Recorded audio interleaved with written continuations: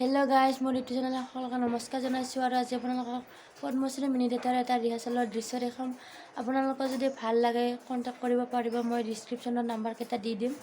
তো তাত ময়ো এইবাৰ প্ৰথমবাৰৰ কাৰণে অভিনয় কৰিছোঁ। তো আপোনালোকে আশীৰ্বাদ কৰিব যে আগুৱাই যাব পাৰোঁ। তো এতিয়া অলপ দৃশ্যটো আপোনালোকক দেখাম।